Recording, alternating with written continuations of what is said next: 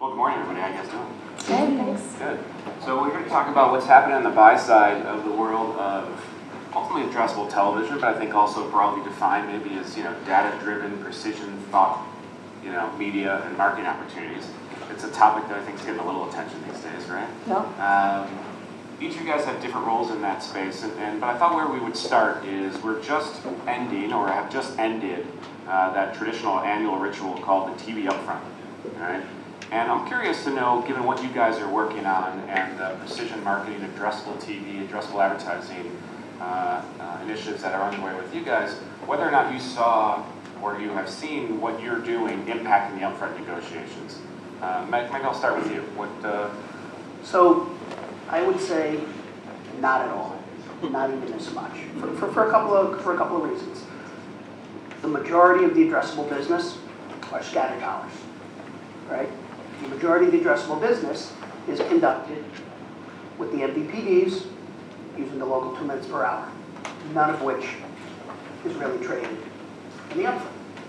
What I will say, the impact that it's had is, for the very first time, I've seen advertisers around this time of the upfront allocate dollars towards addressable television or some type of targeted television to be allocated and planned at a later date. But when Group M is talking to national TV networks, which makes up the bulk of the upfront, addressability is not on the Right, of course. And Tracy, to Mike's point, you can't buy addressable TV through networks, and so certainly the core negotiations can't include it.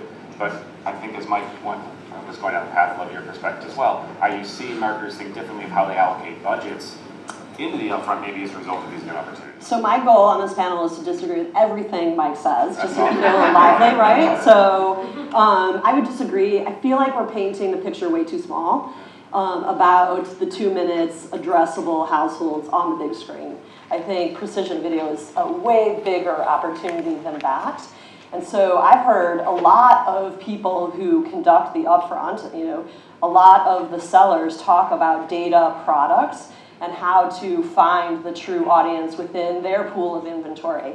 Not saying that strategically the way I believe the market should develop, but everybody's talking about data and precision now. Like, that's the talk of the town, right?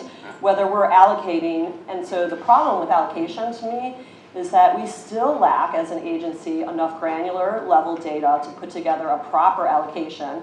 If we had that, we would be allocating money to addressable off of the total video pie that's going in the upfront, right? And we should be leveraging our dollars, in an upfront manner, even with addressable, which we've tried, and I think some clients are starting to be able to get past the test and learn phase and to really think about this maybe always on, all year long, and then maybe move to an upfront. Yeah. So I think, we have to reframe what we're talking about. It's, audience-based buying, whether I can eliminate all the waste or not. It's, refined data, targeting, precision, and that everyone's talking about. Right. Whether you call it still no. Okay, well, let's break the tie. Amy, you're the third judge here. So, have you seen an impact? So I'll be neutral, but no, I've not seen an impact. Send it up to a new court. And I think it's this year's upfront with the price increases and the money moving back to TV has begged the question of what are the other opportunities so we're not paying double-digit increases on CPMs and we get to the waste and ratings erosion. I think that begs the opportunity of where addressable needs to go, which is balancing the scenarios and the trade-offs and being fluid and quick in the marketplace. It's very hard to create the targets, go into the marketplace, say we could buy this, we could buy that, this is how it relates back to these GRPs or this CPM, which in an upfront, there's so many eyes on the money being spent back at clients, CMOs, you've got auditors, procurement officers, and you are literally analyzing what does this bottom line and how does that compare to last year's bottom line. And so the two aren't meshing together for this to be a real opportunity of moving dollars quite yet. But I do believe as the years move on, you'll see much more of this holistic planning to an audience perspective than just upfront scatter, addressable, programmatic, and in the silos. A lot of words, a lot of buzzwords. A lot of buzzwords, all defined differently, so it makes it really interesting conversation when you're not on the same page. So, I mean, I'm curious to get all your guys' perspective on this. Let me just keep with you for a second. Then is how do you think about? So, you sit at Candragon, which is very digitally centric. Clearly, you've got a lot of perspectives, and I'm spending a lot of time on quote the television marketplace. But how are you defining that? As you think about addressability, you think about it from a cross-screen perspective. Are you only thinking about addressing households from a set-top box, or is your purview much more so about connecting the dots of whatever the type of addressability is? We're connecting the dots, and we are right now really working on parallel paths. Cross-screen, I think, is defined differently. I've had multiple conversations, and that's always the first question. How do you define cross-screen, especially to a client? But we're really excited about where addressable TV is going, but running a very close parallel path is the cross-screen because of really just the behaviors of consumers. And so we really want to blend that together and not just be piecing it together and then bridging it. We want to build it as a one holistic viewpoint. So Tracy, why are we still talking about addressable TV as a standalone thing, right? Why? I mean, as you run an advanced TV, but I know heavily focused on addressable. Was the point that I just tried to make is that I think it's a much bigger opportunity and that we have it pigeonholed. Yeah. We have it pigeonholed as addressable television on the 2 minutes, and thank God for Dish for starting the party and Experian. For those pioneers, you got really a market started. But the idea is so much bigger than that, right? Are we just in the early days then that historically it's true any big company needs to separate to innovate, right? Yeah. So we're in the innovation incubation phase where the reason we continue to talk about addressable TV and addressable advertising as a separate thing is because that's the cycle we're in right now? I think we're at a very interesting inning in this ball game, and I think we're at Pulis's having a lot of conversations on whether we're in that innovation incubation phase or if this is ready to scale, and how do you put gas on this? Yeah. I would encourage. I would love to see more households, of course, addressable. I'd love to see the networks participate in this. I'd love to see smart TVs start to come in and do ad replacement on the glass, and I think there's so much opportunity. So we're at a really interesting time of whether I have a whole host of clients that really do get this now. There's still a lot of hand-holding, Sure. so I'm maybe a little glass half full on it, but.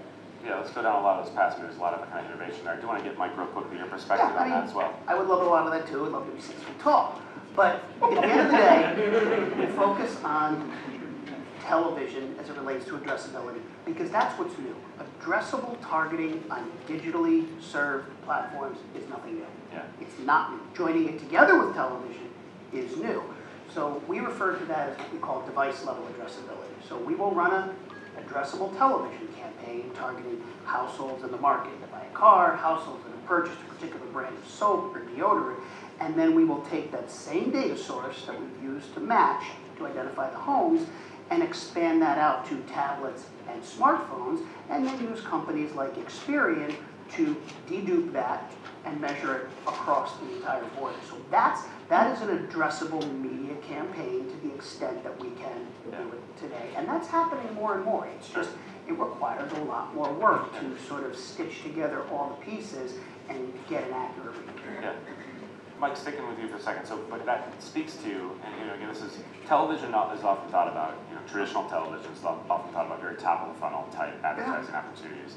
As you describe a lot of the scenarios of addressable, it's a little bit further down the funnel. Yes. Is that the nature of the beast, or is that because that's the first application and that's where we start? It's the nature of the beast, but there's a lot in the middle, right? The top of the funnel is always going to be there, right? There will always be some type of broad reach demography within any individual advertising. Right now, most advertisers are using addressability as a means to increase the frequency against a very core customer segment, the bottom of the funnel, without the burden of the waste and the expense of the waste at the top of the funnel. What we're missing is everything in between. Now, when we get from 45 million addressable homes to 100 million addressable homes, I honestly believe that the addressable technology will be used more to manage the frequency within the funnel than it will be to spit out precise ads, at least for the larger advertisers. There's going to be plenty of smaller advertisers that could never afford to be on television because there is too much waste. They will always use the tech to hit the bottom of the funnel, but the bottom of the funnel is their entire funnel. But spreading that technology out to 70, 80, 90% of homes, and as Tracy suggested, incorporating national inventory in it, you know, addressable tech fixing a funnel issue. I mean, what do you think about that, right? As a digital perspective, right? Again, I know you've got a background in both, but Cadrian represents to me that digital brand that's coming, pushing into TV versus from TV into digital. Are you seeing a lot of your clients that are traditionally maybe non-TV spenders working their way into television as a result of the precision that's available in that marketplace? Absolutely. We have two main buckets. We have the clients that have been in TV, and have that knowledge now, and they're moving in, and then we have, which I believe on one of the panels earlier, we talked about that digital first clients who've never been in TV, and this provides them the opportunity. Because it's precise, the waste is not there. So when they have to prove the dollars being spent, we're there.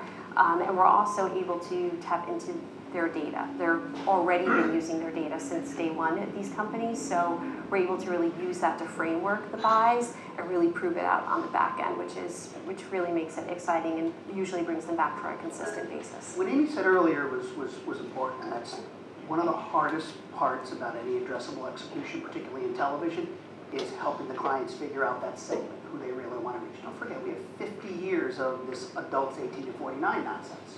Right? So getting these advertisers and these agencies to start thinking beyond adults 18 to 49, understanding who they really want to reach, and then doing the economics, taking out the calculator to figure out whether it makes more sense to eliminate the waste and go precise, or to absorb the waste and go mass. That's an important part of it. Sure.